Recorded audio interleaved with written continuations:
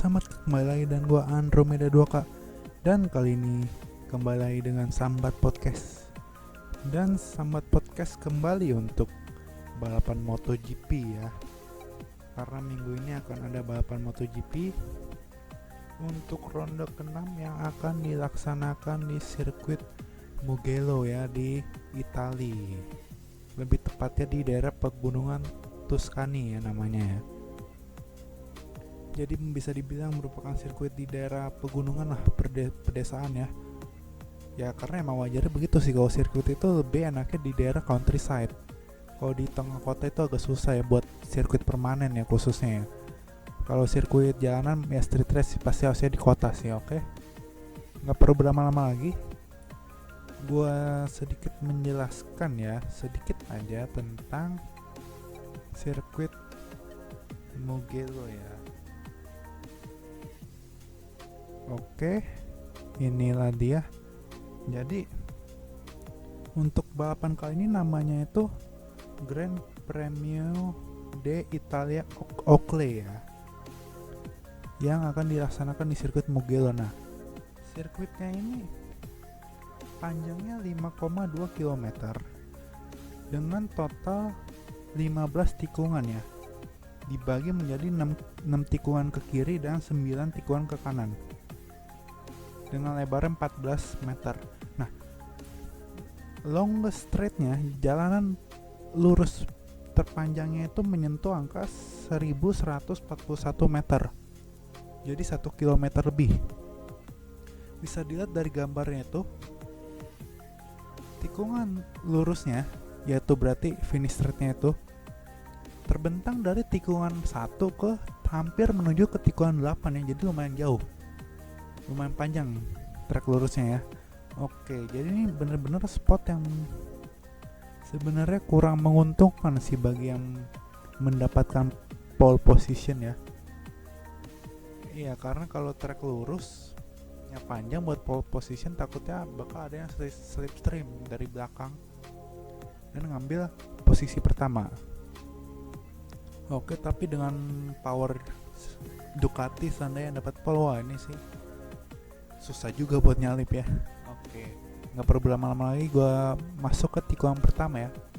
Jadi tikungan pertama ini tikungan tajam ya, tikungan U-turnnya tajam, jadi abis dengan kecepatan 300 km lebih itu langsung ngebrake. Brake-nya harus tepat ya, kalau nggak tepat akibatnya kebanyakan mereka itu terlalu melebar. Jadi mereka tuh melebar, missing breaking pointnya lewat, ya udah mereka melebar ya menuju tikungan 1, tikungan U-turn ya. Bisa dibilang salah satu tikungan terkenal ya, namanya San Donato ya. Nah, U-turnnya ke kanan, habis itu menuju ke tikungan kedua.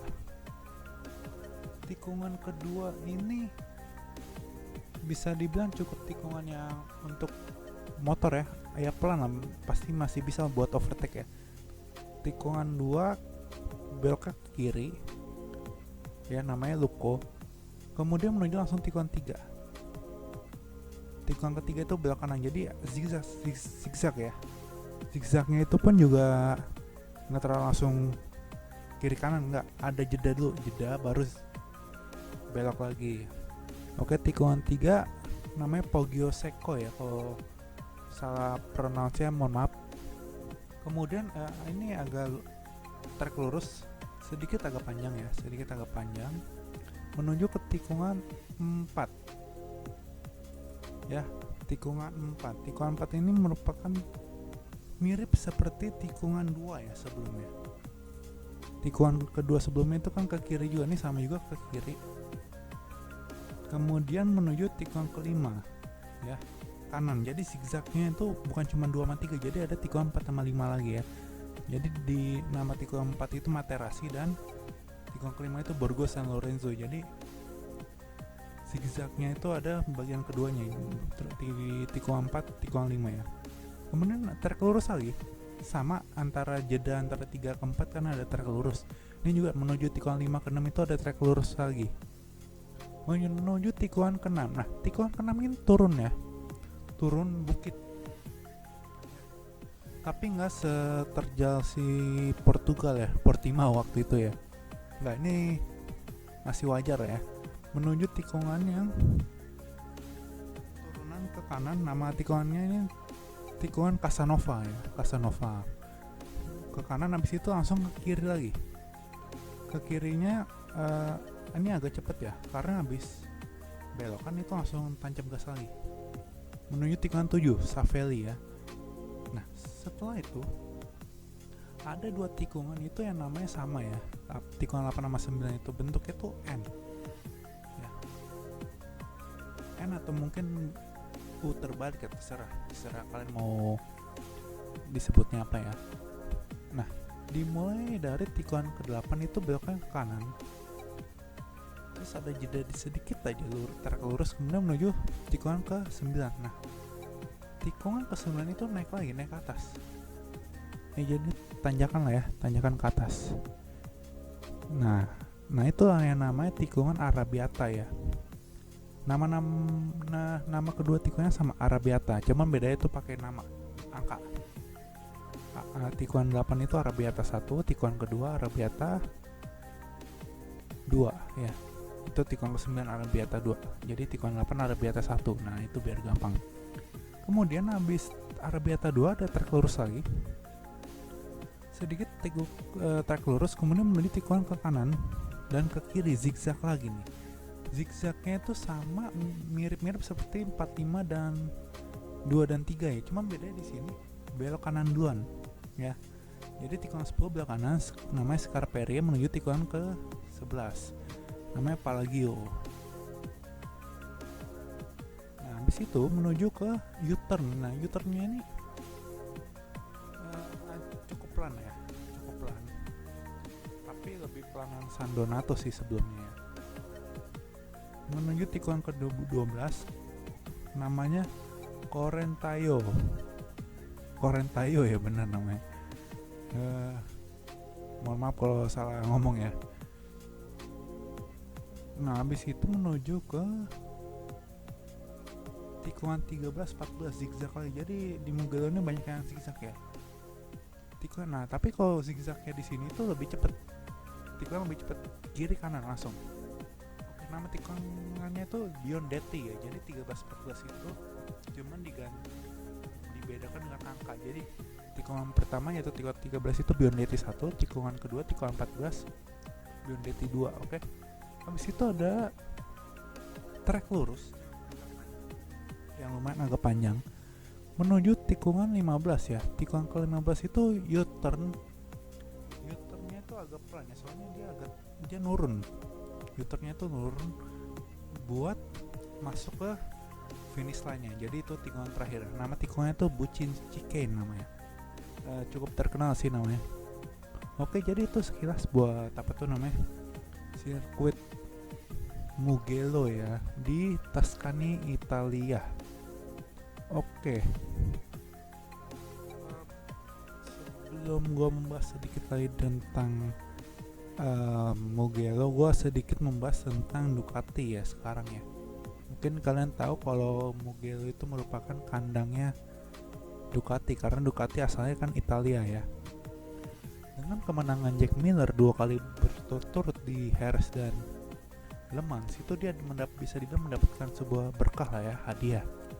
Yaitu dia mendapatkan kontrak 1 tahun di Ducati buat tahun depan ya. Otomatis dia udah pasti aman ya kursinya ya. Dan itu sebuah kelegaan tersendiri sih buat si Jack Miller ya. Buat Jack Miller dia udah dapat menang 2 kali terus dapat berkah lagi ya Ducati tahun depan lagi. Nah, yang gue harapin sih ya Ducati bisa tunjuk gila ya di sini ya, karena mengingat top speed mereka tuh di trek lurus itu cepetnya bukan main.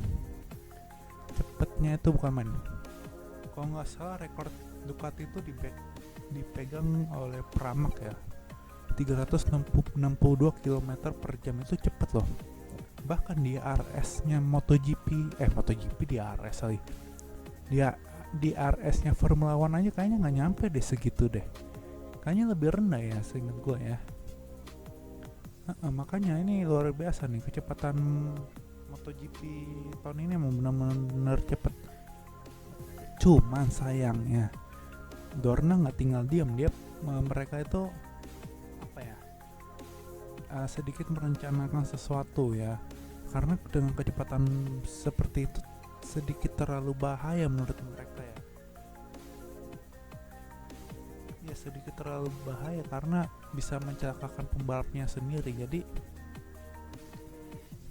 mau nggak mau ada kemungkinan sedikit perubahan buat regulasi tahun depannya. Ini masih kemungkinan loh, masih rumor, gue belum benar-benar tahu apakah jadi apa enggak ya, bahwa tahun depan itu mungkin kecepatan MotoGP akan sedikit dikurangi ya. Ingat top speednya mereka tuh sekarang udah mantap sih sebenarnya, kalau cepet cuman bahaya juga kan buat keamanan juga ya. Oke, itu sih buat ngomongin top speed ya. Terus kalau ditanya prediksi apa tuh, siapa yang bakal menang balapan ya, gue harapin sih ya mungkin salah satu dari Ducati ya, siapapun pembalapnya Ducati, karena sirkuit Mugello tuh cocok buat Ducati karena terkelurusnya panjang. Iya, terkelurusnya panjang mereka, jadi cocok buat mereka tancap gas dengan kecepatan 300 km lebih ya, dan semoga aja sih salah satu di antara mereka menang, atau enggak podium semua Ducati kan. Nah, ya tapi enggak lah ya, ada pasti ada ya, jangan semuanya Ducati lah, kasihan juga. Oke, kemudian untuk di sirkuit Mugello ini sangat identik dengan Valentino Rossi ya. Kenapa Rossi? Karena Rossi memegang kemenangan terbanyak di sirkuit Mugello dengan kemenangannya 7 kali. Oke, 7 kali kemenangan di sini, dan pole position juga 7 kali ya. Jadi emang luar biasa ya. Si Rossi ini 7 kali semua ya. Apakah bisa dia tahun ini mendapatkan kemenangannya yang ke-8? Siapa tahu kan. Oke. Terus gue abis itu mau sebutin ya jadwalnya ya, biar tahu kalian semua. Jadi balapannya tuh hari Minggu. Oke, 30 Mei 2021. Seperti biasa dimulai pada hari Jumat ya. Latihan bebas. MotoGP itu dimulai pukul 14.55 sampai 15.40. Itu FP1, FP2-nya 19.10 sampai 19.55. Itu semua gue sebutkan dalam WIB ya, semua apa itu jadwalnya. Kemudian pada hari Sabtu FP3-nya itu 14.55 sampai 15.40. Kemudian FP4-nya itu 18.30 sampai 19.00. Kemudian Q1, Q2-nya kalau digabung 19.10 sampai 19.50. Oke. Itu hari Jumat hari Sabtu tanggal 29 Mei. Tanggal 30 Mei hari Minggu jatuhnya itu warm up-nya 14.40 sampai 15.00 biasa. Race-nya pukul 19.00 ya. Jadi jangan lupa buat kalian semua nonton MotoGP di Mugello ya. Mugello balik ke akhirnya tahun ini, semenjak tahun lalu nggak ada ya gara-gara COVID ya. Mugello tahun lalu gara-gara COVID jadi nggak balik ke kalender, tapi sekarang udah balik. Oke, jangan lupa nonton MotoGP pukul 7 tanggal 30 Mei 2021. Tapi sebelum nonton balapan MotoGP ada baiknya juga buat nonton Moto3 dan Moto2 ya, nggak kalah seru kok dari MotoGP ya. Mengingat karena Moto3 sama Moto2 itu pembalapnya masa depan MotoGP itu sendiri ya. Ya, jadwalnya sih kalau Moto3 sama Moto2 kalau mau lebih lengkapnya ada di aplikasi MotoGP atau websitenya langsung ya.